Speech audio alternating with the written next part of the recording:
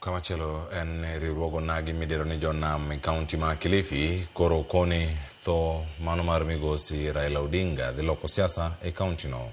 To chutho ne jogo magikoni osebedo ka tiyo gi nying mosenindo Raila Odinga e dwaro lemo mag telo magine giwacho e romo mane gibango mano mar sidho ayanga riwruogno magikoni geto kelo kanyakla onagi modak Kilifi kendo tayogi e chenro mopogore opogore mag dongruok, ohala to kod siasa. Joja okoni giler mathoth kowuok Mombasa. En romo mane okelo kanyakla jokanyo e riwruogo nagi midendo ni jonam Kanamai Welfare Group e nyasi mar sidho ayanga riwruogno ei Kanamai Kilifi.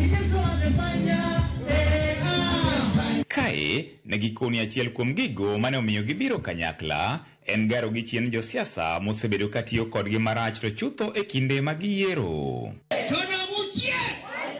Ni igni mang'eny osenyiswa ni wagoyo chungwa sita adwaro jeshi madhi konyo Raila malo. Sama uyo kodi kani gadieri mar Nyasaye ko kariamo Raila ni konyo malo onge. Wadwaro ni joma wadwaro piny ka mong'ewa kendo nyalo konyowa ka. Ema wadwaro wayier joma koro sani ong'ewa kendo wuotho godo e lain achiel. Mong'e ni kwaluonge ka jonam to gimiwa gimoro wagero go jodalawa. To jeshi mane konyo Raila malo ka koro sani to gidhiye ni Raila mikonyo malo to onge. Gitiyo kodwa kaka ngas. Ka giseyudo gik mabeyo magidwaro to giketo wakando. Mane momiyo waikore ni wambe sani wadwa ni mondo wabed gi bargaining power.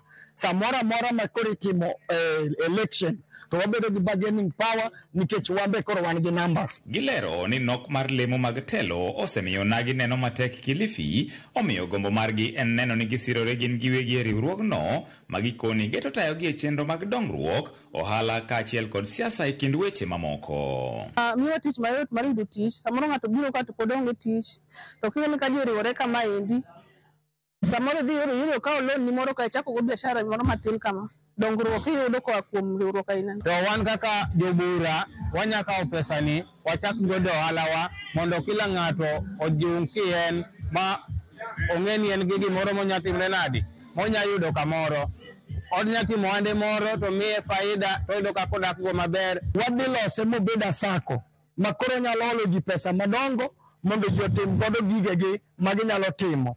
Kaluwore gi kaka wadak koni, wadak kumabor. To ne wadwa ni mondo jogewa obed financially empowered kaka jonam sani wan mai party wa mwado donjo godo riwruok mar joluo mora muluongo wa to wadonje kaka jonam.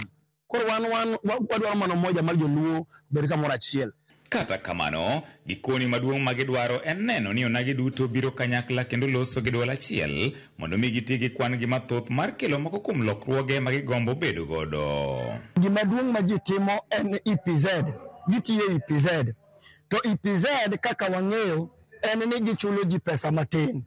Nyimine wa kod owetewa ma wantie go ka iyudo ka ng'eny gi nitiere kaka gitiyo e EPZ, pesa michulo gi tin, gidak e dak marach ma ok chal ka gima nitie gima gitimo. To kaka an awuon, nikoro kaka an ward manager, iyudo ka jodala ute ma joluo dwaro kony kuomi to in bende kaka office manager ionge go. Koro wakwayo ni jowa ma Kilifi ka wariwre mondo elective post gi wayudo jowa modonje igi kata jomoka beach. Koro koluongo kama to wane mwakonyo jowa mani kai sani. George Aoko, Ramogi TV, Mombasa.